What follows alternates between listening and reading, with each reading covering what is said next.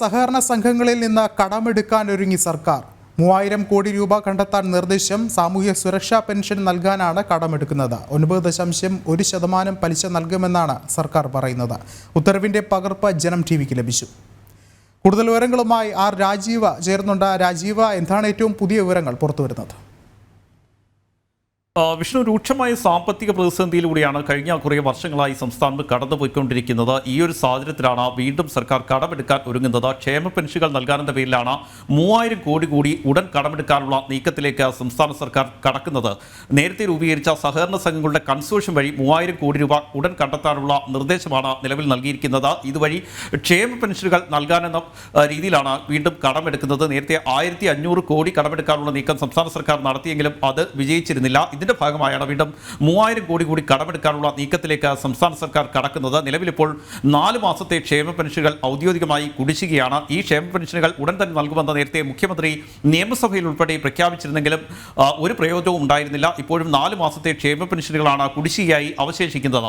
ഈ ക്ഷേമ പെൻഷനുകൾ നൽകുന്നതിന്റെ പേരിലാണ് 3000 കോടി കടമെടുക്കാനുള്ള നീക്കത്തിലേക്ക് നിലവിൽ സംസ്ഥാന സർക്കാർ കടന്നിരിക്കുന്നത്. അതേസമയം തന്നെ സഹകരണ സംഘങ്ങളുടെ കൺസോർഷ്യം പരിശോധിക്കുകയാണെങ്കിൽ നേരത്തെ കടമെടുത്ത പണം ഇതുവരെ തിരികെ നൽകിയിട്ടില്ല. 1000 കോടി രൂപയ്ക്കടുത്ത് അതിൽ തന്നെ കുടിശ്ശിക ശേഷിക്കുന്നുണ്ട്. ഈ കുടിശ്ശിക ഉടൻ നൽകണമെന്ന് ആവശ്യപ്പെട്ടുകൊണ്ട് സഹകരണ സംഘ രജിസ്ട്രാർ നിരവധി തവണ ധനവകുപ്പിന് കത്ത് നൽകിയെങ്കിലും അനുകൂലമായ ഒരു പ്രതികരണം സംസ്ഥാന സർക്കാരിന്റെ ഭാഗത്ത് നിന്ന് ഉണ്ടായില്ല. ഇതിനെ തുടർന്ന് നേരത്തെ 1500 കോടി കടമെടുക്കാനുള്ള നീക്കം സംസ്ഥാന സർക്കാർ നടത്തിയപ്പോൾ CPM നിയന്ത്രണത്തിലുള്ള സഹകരണ സംഘങ്ങൾ പോലും അതിനോട് അനുകൂലമായി പ്രതികരിച്ചിരുന്നില്ല. ഈ ഒരു സാഹചര്യത്തിലാണ് ഇപ്പോൾ 9.1% പലിശയായി ഉയർത്തിക്കൊണ്ട്, അതായത് അത്രയും പലിശ സഹകരണ സംഘങ്ങൾ നൽകുന്ന വായ്പയ്ക്ക് നൽകാമെന്ന ഒരു ഉടമ്പടി വെച്ചുകൊണ്ട് വീണ്ടും കടമെടുക്കാനുള്ള നീക്കത്തിലേക്ക് സംസ്ഥാന സർക്കാർ കടന്നിരിക്കുന്നത്. പക്ഷേ ഇതിനോട് അനുകൂലമായി സഹകരണ സംഘങ്ങൾ പ്രതികരിക്കുമോ എന്ന വരും ദിവസങ്ങളിൽ മാത്രമേ അറിയാൻ കഴിയൂ. കാരണം കഴിഞ്ഞ കുറേ നാളുകളായി തന്നെ സംസ്ഥാന സർക്കാരിനോട് അനുകൂലമായൊരു സമീപനമല്ല സഹകരണ സംഘങ്ങൾ വെച്ച് പുലർത്തുന്നതിന് ഏറ്റവും പ്രധാനപ്പെട്ട ഒരു കാരണം, കഴിഞ്ഞ കുറേ നാളുകൾ പരിശോധിക്കുകയാണെങ്കിൽ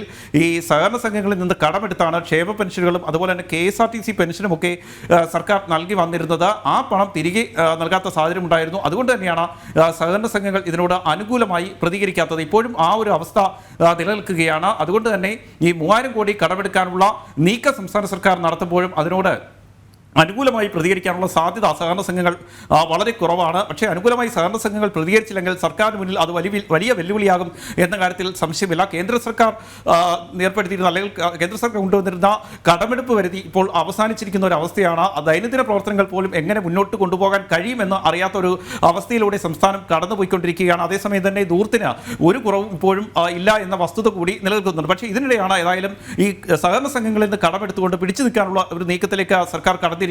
ആ ഒരു ഘട്ടത്തിലും, അതായത് ക്ഷേമ പെൻഷനുകൾ നൽകാനെന്ന പേരിലാണ് കടമെടുക്കുന്നതെങ്കിൽ കൂടി നേരത്തെ 3500 കോടിക്കും 4000 കോടിക്കും ഇടയ്ക്ക് സർക്കാർ സഹകരണ സംഘങ്ങളിൽ ഉൾപ്പെടെ കടമെടുത്തിരുന്നു. ആ പണം ഇത് മുഴുവനായും ക്ഷേമ പെൻഷൻ നൽകിയില്ല എന്നൊരു അവസ്ഥ കൂടി സംസ്ഥാനത്ത് നിലനിൽക്കുന്നുണ്ട്. അതായത് ക്ഷേമ പെൻഷനുകൾ നൽകാനെന്ന പേരിൽ ഈ സഹകരണ സംഘങ്ങളിൽ നിന്ന് ഉൾപ്പെടെ കടമെടുക്കുക, അതിനുശേഷം അതുപോലും നൽകാതിരിക്കുക, ആ ഒരു സാഹചര്യമാണ് ഇപ്പോഴും സംസ്ഥാനത്തുള്ളത്. ഇതിനിടെയാണ് ഇത്തരമൊരു നീക്കം ഏതായാലും സർക്കാരിന്റെ ഭാഗത്ത് നിന്ന് ഉണ്ടാകുന്നത്. നേരത്തെ നമുക്കറിയാം, 1ാം പിണറായി സർക്കാരായാലും 2ാം പിണറായി സർക്കാരായാലും അധികാരമേറ്റപ്പോൾ പറഞ്ഞിരുന്നത് ഇനി ക്ഷേമ പെൻഷനുകൾ സംസ്ഥാനത്ത് മുടങ്ങില്ല എന്നായിരുന്നു.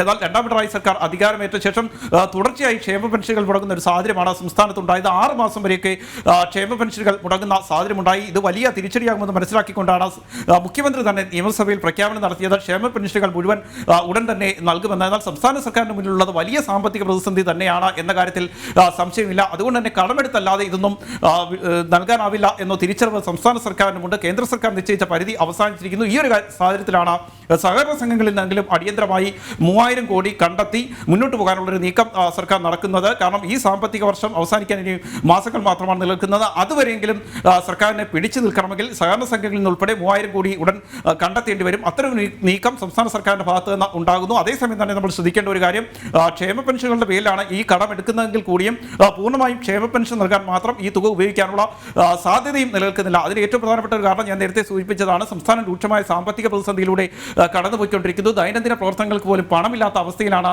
സംസ്ഥാനം ഇപ്പോഴുള്ളത്.